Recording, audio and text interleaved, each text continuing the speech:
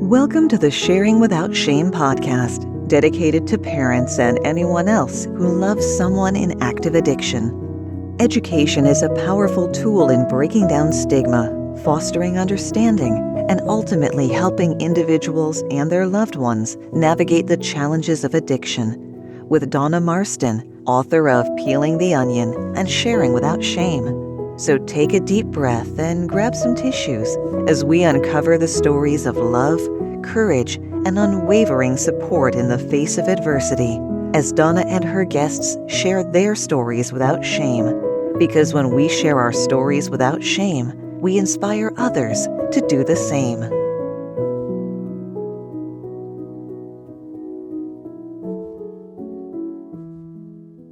So hello and welcome to the Sharing Without Shame podcast. I'm Donna Marston, your host, and today's podcast is by Snap Bands, which is my Snap Bands, and it says blessings on it. And it's cognitive therapy, so you just do a little snap when you're having a negative thought, or whether it's mental health, addiction, or eating disorder, you just do a little snap.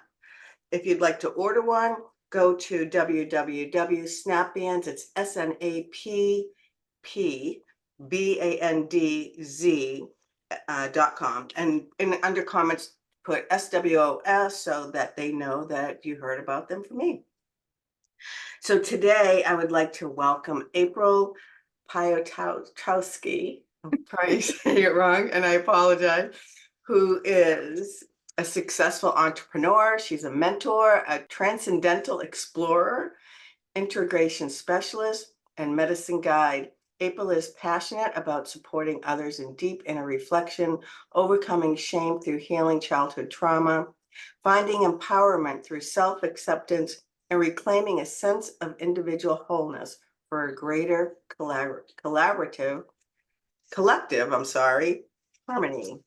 Welcome, April. Thanks, Donna. Appreciate So, it. what's that? I said I appreciate it. Thank you. Oh, I'm really happy that you're here. April and I have just gotten to know each other a little bit through mutual acquaintances or loved ones. And so, April, the first question I always ask is, what would you like to share without shame? I would like to share that I'm a woman who found recovery from addiction and inner freedom through alternative healing methods. Thank you. Well, so then my question is, what does that mean? So, my story kind of starts with, having childhood trauma, which led to addiction and me using substance to be able to numb out and to not feel the pain of that. And that carried on for many, many years. And I went the traditional route through rehab and through 12-step program. And I found a lot of healing through that. But for some reason, I just could not break through that final part that was stopping me with the behaviors that were causing me to use in the first place, but also causing a lot of pain in my personal relationships. And the alternative methods that I found were psychedelic-assisted therapy. And those therapies helped me to discover a deeper knowing inside of myself, to be able to accept me fully as who I am, and to understand my place in the whole collective of human consciousness and our souls. So it's been a beautiful journey, and very, very important for me. So is that something that you do with a therapist, or do you do it on your own? Let's talk about that. That sounds intriguing. Yes. So there's many different ways that a person can come to using plant medicine or psychedelics for healing or self-discovery. So my own personal journey, I was about 5 years sober, and I was doing all the things. I was in AA, I was doing service work, I was working with a sponsor, I was doing everything that I was supposed to be doing. Went through the steps twice, and I was filled with this feeling of deep, deep depression and anxiety, and suicide was honestly on my mind. And I have two small children, and at that time it was like scaring me terribly, and I did not know what to do because I was doing everything that I was told that I was supposed to. So I went to my PCP and I was prescribed SNRIs or antidepressants. And I took that for about a month. And then I started to have these feelings of like not high highs or low lows. It was very, very like monotone. And I didn't, Numb. yeah, I was numb. I was numb again. And I Mhm. was like, oh my God, I'm here again. And it was, with something that I thought was supposed to help me and something that does help a lot of people. I have nothing against it. But for me, it just didn't feel like I was connected to myself anymore. Mm. So I tried to go back to my doctor and, getting off of the medicine was causing me to have pretty bad withdrawal symptoms. And I was back in that cycle of shame of like, I'm addicted. I need this every day to be able to function. I couldn't stop taking it or else I would experience immense pain from the physical withdrawals. And during that time, I was doing some research on natural ways to heal depression and anxiety Mhm. and I came across microdosing psilocybin mushrooms. And when it first came into my sphere, I was very resistant because I'm like, oh, that's using, I'm going to have to lose my sobriety date. Like, that's a mind altering substance. And I was very, very afraid of it. But something just kept bringing me back to it. And something just kept like, just take a look, just do a little more research, just, give it some thought. And finally, as it happens, I think, with everybody, when you're called to pursue a certain path, certain things were being laid out to me and more people were coming into my life with knowledge of this. And I was introduced to, a circle of people who were using this and they were in recovery as well. Mm. So I ended up uh, getting the psilocybin and started microdosing. And I went through something called the Fadiman protocol. I did a 10-week protocol and then stopped for a month. And then I did another 5 weeks. And by the end of it, I was off of the SNRIs. I had felt for the first time in a long time that I was going to be okay. Mm. I was going through a divorce at that time. So I had a lot of personal turmoil happening. Yeah. And I just felt for the first time like hope. And it really inspired me. Like it shook me to a place that I did not expect. I was so inspired by what it did for me and how it healed me and the connection that it not only gave me to myself, but to everybody around me and to nature and to this whole thing we call life. I had a completely different perspective. So I started to dive deeper into that process. And I did this alone at first. So I was taking larger doses of psilocybin to become a little bit more connected and to be more curious and to do some exploring. And when I did these, it was very intentional. I made sure that my set and my setting were very, very safe. I had people available to me just in case I needed them, but I was not ready to allow that kind of vulnerability to come out in front of another person at that time yet. So I practiced alone. And as my journey continued, as I said, more people started to come into my life, and I was introduced to guides who were assisting people with guiding them through larger psychedelic journeys and being able to really process what comes up in a very healthy and productive way. So that's how I continued. And now, with my journey work that I do now, I'm always with a guide or with a group of people that are using this in an intentional way. Depending on the medicine, it's provided in a different way. But now that's how I do it. And I have found I needed to do that journey first to become comfortable with myself and being able to share my vulnerability and allow that to come out and to feel safe enough to accept it. And then once I was able to do that, I was able to do that in front of another person. And it was the most healing thing that I think that I've ever done is to be able to let somebody see me in a way that I had never been seen. So how long ago was this that you did this? Or how long have you been doing this? So this is 2018 was the year that I started. So how many years is that now? I don't even know what year it is, right? Six, Right. I'm terrible. I know, I know. Like Well, 5, 6 years. yeah. So with the last, I think it's like been six, almost 7 years is the path that I've been on now with this journey. Wow. Mhm. Now, do you still do typical like AA meetings? Do you do, I guess, I don't, how do you phrase it, like basic Am I still in recovery? the 12 steps? Like, so I'm not. I was in the beginning when I started using this. And, this method of healing, I was still continuing with AA. I was highly involved in service work, and I was no longer working one-on-one with sponsees at that time, but I was still highly involved in service work, and I was involved in the community. And I was sharing with people that I trusted, because the 12-step community is amazing. And I think when I absolutely needed that when I first came in, because I did not know people in my life who weren't using drugs and alcohol, so I needed like a community of people who were living sober, and I could see that their lives were amazing and that it could be done. So it was completely necessary for me to do that in the beginning. So I was continuing, and I was sharing it with people who I felt safe with and close to, because there is a stigma Sure. around using psychedelics, especially when you're in a 12-step recovery program. And the reason why I left, 12-step completely, is when I became more open about it, I was actually asked to leave, which was an unbelievably painful Right. experience for me. Yeah. So yeah, I was on a committee that, works with putting on conferences around the New Hampshire area. Like the And Nikki Par and Nesky Pars, that type. yeah, like those types of committees. Mm-hmm. And, I was starting to become more open about how psychedelics had changed my life and how it really it just altered everything and my whole path. I was not doing it openly at meetings or anything like that. I don't think that that's responsible, honestly. And I didn't feel like that was responsible for me, because I had a very solid foundation in recovery before I took this step.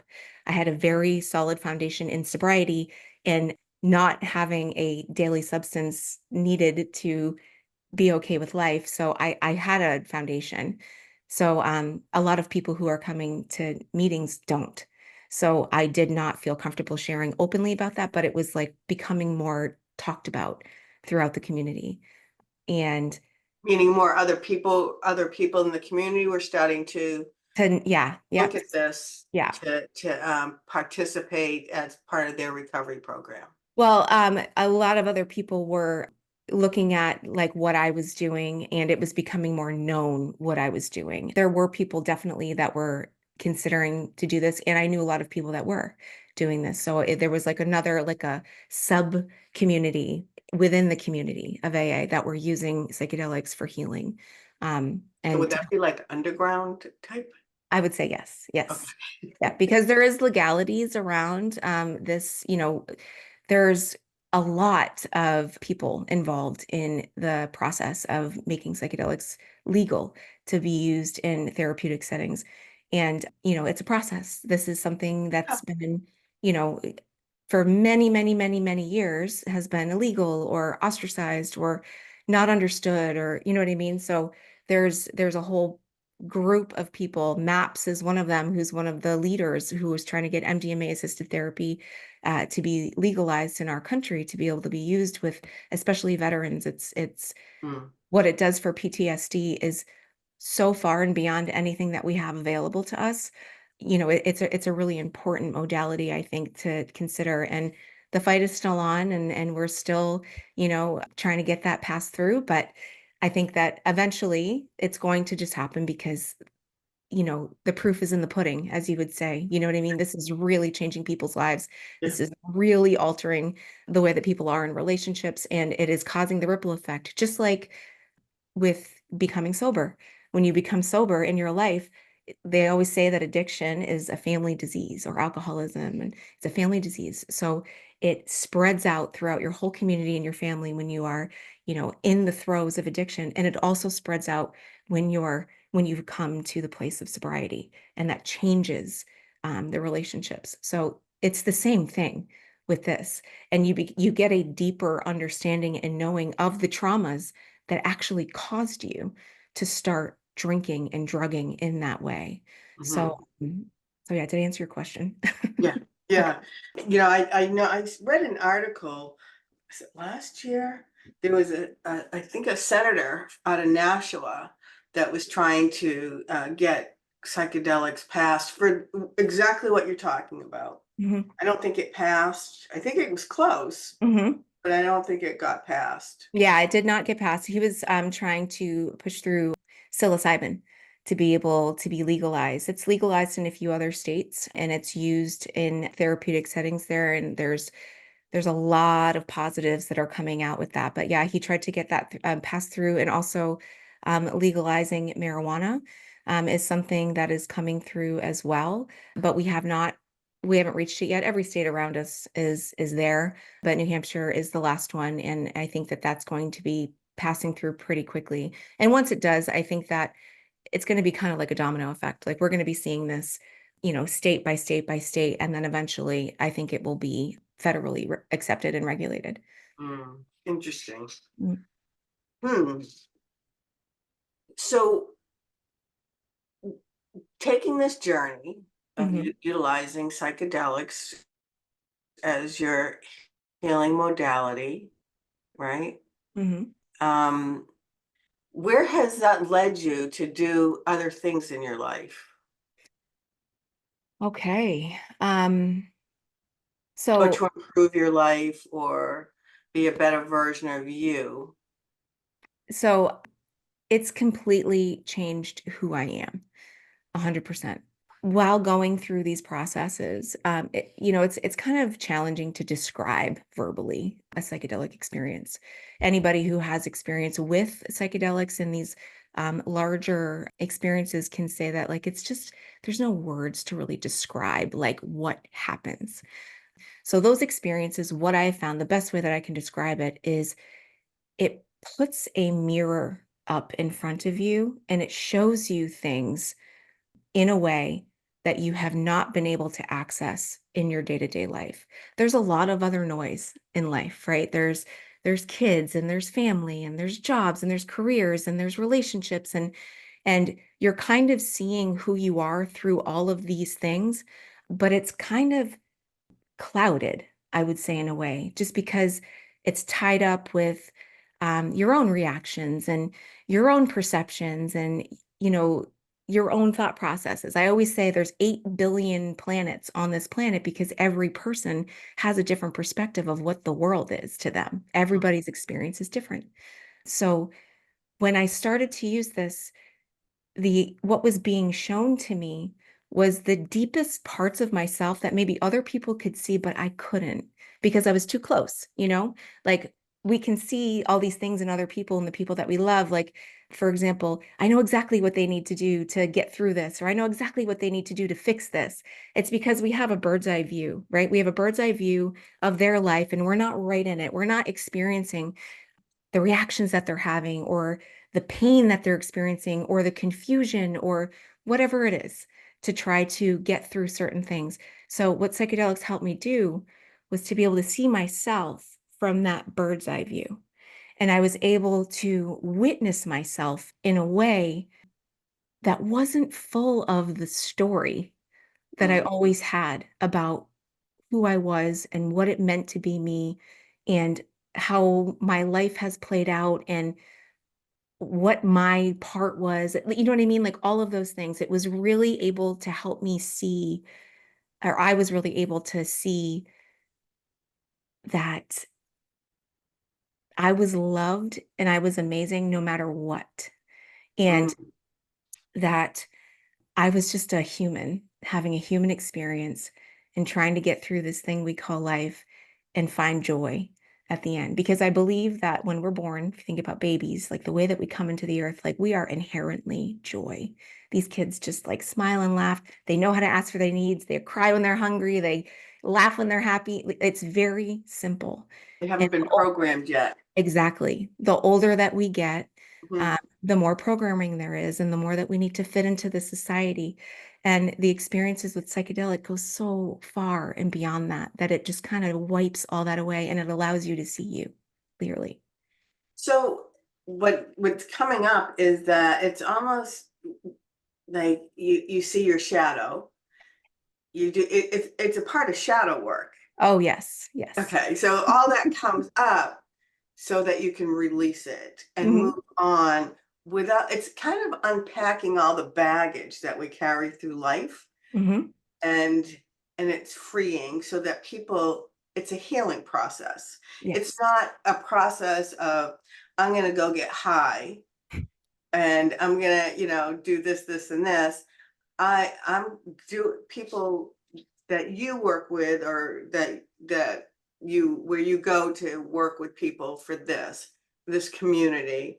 It's really, it's all about inner healing the inner child, Oh, yes. right?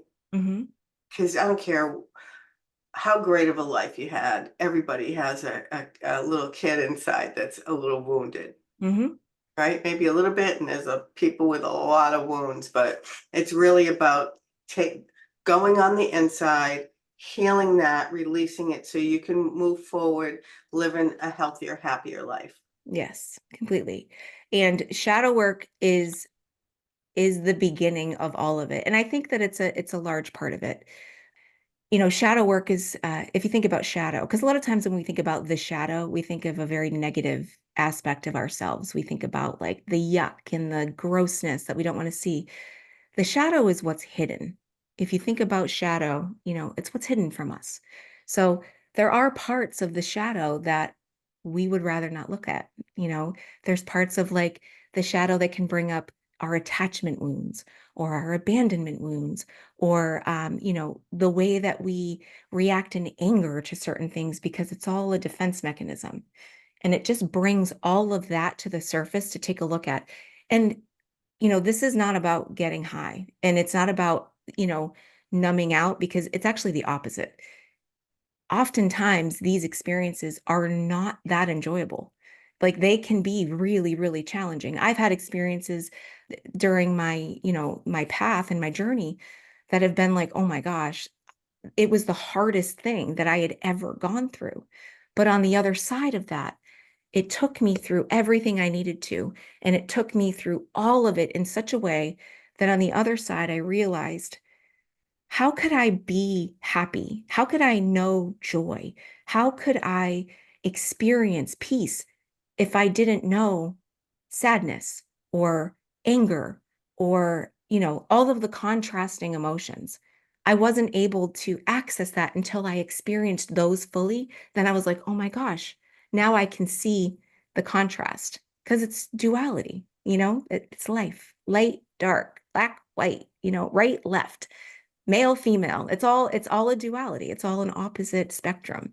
Mm. So yeah, it's quite a journey. And it's not, and the thing that I think is the most important to mention around using psychedelics in a healing way is integration, preparation, and integration. We have a saying in the community that 2% of the journey is done on the mat and 98% is done afterwards or before. So being able to be fully prepared for a journey, and that means like making sure that your set or your mindset is good, is Mhm. ready to do this. Because obviously, what is going to transpire is not something that you can prepare for fully. You have to just let go and surrender into what the process is. Being able to be in a safe setting, you want to make sure that you're in an area that you're going to be safe and contained, that you're not going to be disturbed, that there's not going to be anything that's going to happen that's going to shake you out of anything or interrupt. With the setting is also a very experienced guide, someone who has experience with the medicine, who understands what your process is going to be and what you potentially could go through, and to be able to hold that for you. It's very, very important. And then afterwards is integrating everything that comes up. With these experiences, things can move very quickly and very intensely, and it can be very challenging to understand and to be able to like process. So through proper integration after these experiences with someone who has a lot of experience with these particular journeys can be unbelievably helpful, because everything that comes through, whether it be, you can't understand it, or it was really intense, or it doesn't make sense in real day-to-day life, there always is a learning in that. And when you're able to process it in such a way, you can integrate that into your day-to-day life. You get so many lessons, so much wisdom, so much knowledge that comes through those experiences. But it doesn't matter if you don't integrate it. You're going to lose it. It's Mm. just like anything, like with practice. Like, say, I want to learn how to, my son plays a trumpet. Okay. So, and he's very good, but he practices. right? So like if he just played the trumpet and picked it up or whatever, and it's very rare that someone's going to pick it up and know how to do it. They have to continue to practice and to learn the little things that they've, gained along the way. And that's the same thing with healing. It's the same thing with using psychedelics. It's the same thing with even if it was a meditation practice or if it was a breathwork practice. It's all a journey. It's all a practice. So when you're doing the integration part after you've done your journey, is it a lot of your journaling, or do you continue to have some experiences that you want to write down, or is it through meditation? All of the above. Okay. So journaling is a wonderful way to be able to remember, some things that had come up. And if you're working with a skilled guide, with the people that I work with through this process, I write down everything that happens during the session so that, because sometimes after it comes out, it can feel like a dream, especially depending on the certain medicines that you might be using. So I want to be able to share that with them through their integration process of some things that may have come up, some epiphanies, some awakenings, some, just ideas that may not have been available to them in their day-to-day life. So that's a process. And also, after the journeys, a lot of things will continue to unfold, and that can last for days, weeks, months, years. It just really depends on the person, on how impactful the journey was for you. So I always recommend, if it's something that you're into, because not a lot of people like to journal. So journaling is an option, or even leaving like voice notes for yourself of like things that come up that you want to get down or get out. Another integration practice that is really important is talking to somebody who, whether having a therapist, like I have a wonderful therapist who is very open with talking to me about these processes, and I can share without shame. It's so funny that the name of the show is that. I can share without shame these Yeah. processes with my therapist. And I also have a coach that I work with through this process. And whenever I have these journeys, I will integrate with my guide as well, for a period of time afterwards. And integration can also look like meditation. So important to be able to sit in self and silence and, be able to listen to whatever may come through. It can look like physical practices. Breath work is an amazing way to be able Mm. to integrate some of these experiences, because these experiences are so beyond intellectual. They're oftentimes somatic.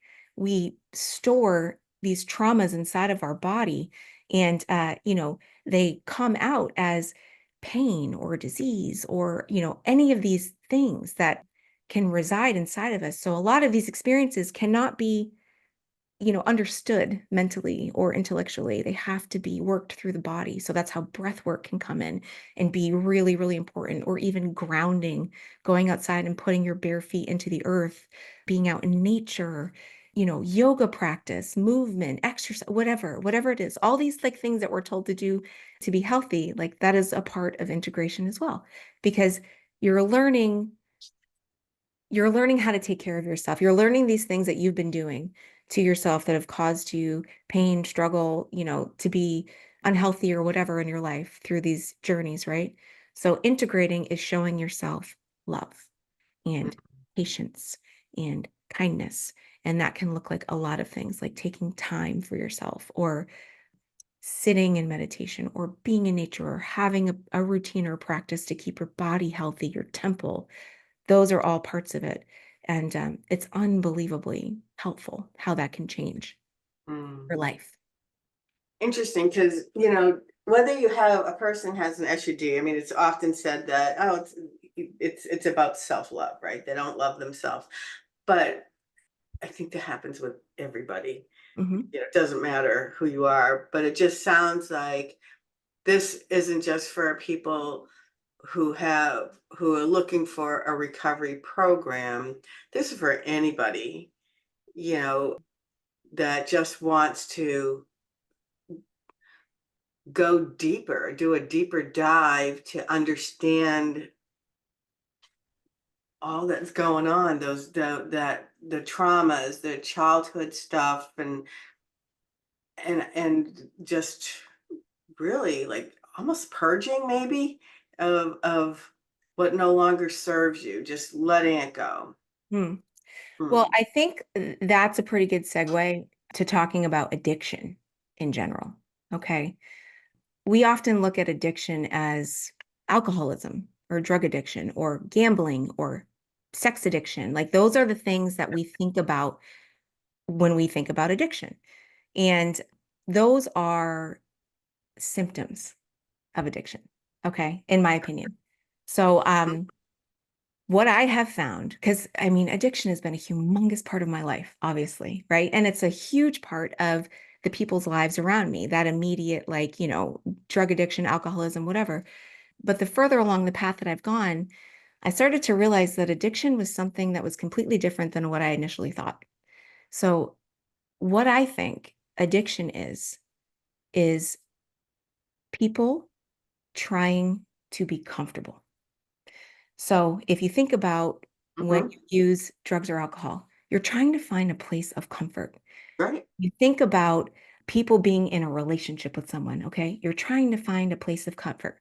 People being addicted to, making sure their kids are okay. You're trying to find a place of comfort, safety. And that can like transpire through anybody. I think it's common for everybody. I think at some level, everybody has addiction.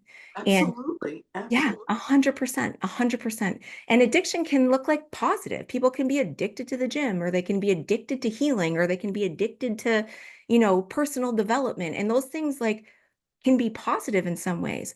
But what the main focus always is, I think, is like trying to find comfort and safety in a world where I don't think it's real. I Mm, don't think safety is real in the way that we think it is. I don't think comfort is where we grow. If you think about how a baby is born or how a seed germinates from the ground, it breaks through the shell, it meets tons of resistance trying to come up through the ground. It's not a comfortable process. Donna, you have children. You know what that process is like. Giving birth to a life is not an easy, safe, peaceful experience. It's uncomfortable. mm-hmm. And that's where our growth really, really happens. And when we are trying to stay safe or trying to, you know, have this illusion of comfort all the time, I think that's where addiction resides.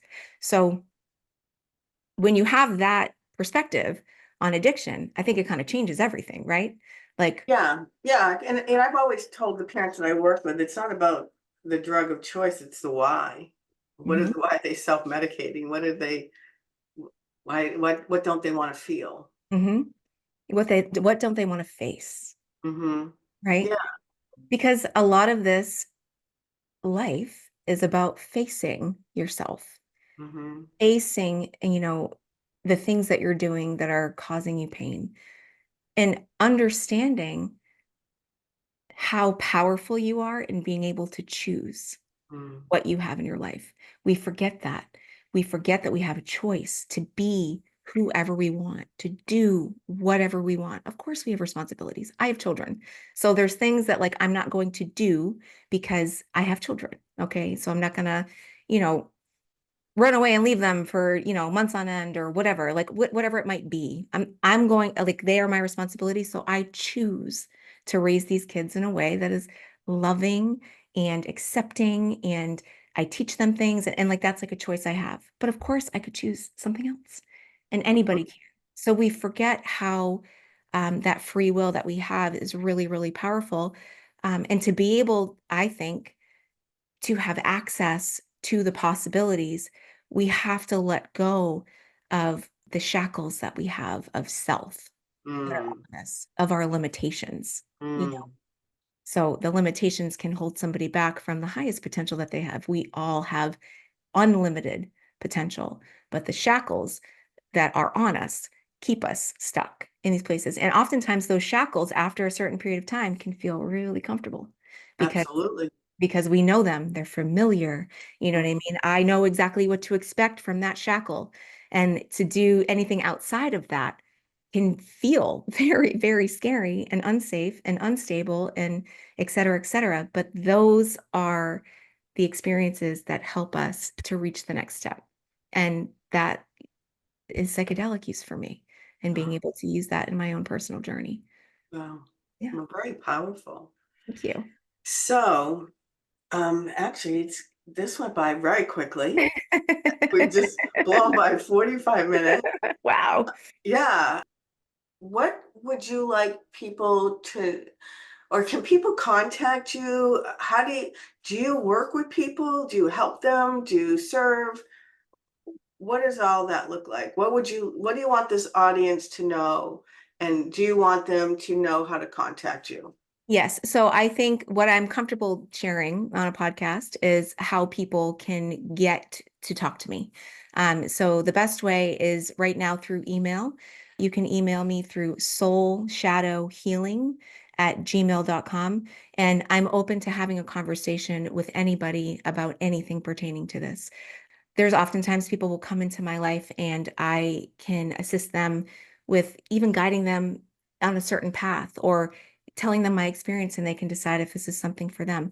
But I do work with people. I am an integration specialist as well, and medicine guide. So I do help people through these processes and I do integrate with them afterwards and, continue them on the journey of inner exploration and healing Mm. from those deep, deep childhood wounds that I think that come through as adults, and helping people also to release the things that no longer serve them, that were very, very important at one point as protection and coping mechanisms when they were younger, to learn how to let go of those because they don't serve you when you're an adult. So, yeah, soulshadowhealing@gmail.com is the best way to get in touch with me.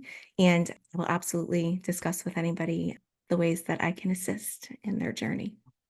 Awesome.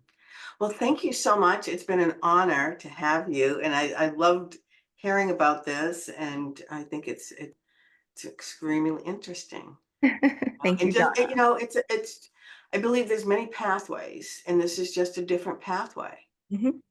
right? Yes, we're all heading to the top of the mountain, and we're all just taking different trails up, right?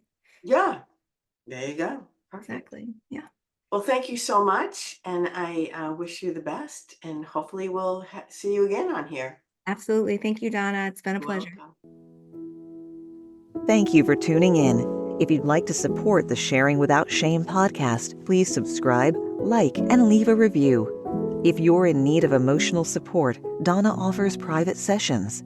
For more information about Donna and the services she offers, visit www.sharingwithoutshame.com or email her at donna4support@comcast.net. Nothing in the Sharing Without Shame podcast is intended to establish a therapist-patient relationship or intended to replace the services of a trained therapist, doctor, or health professional, or substitute for professional mental health, medical advice, diagnosis, or treatment. Until next time, may your faith and strength heal your heart.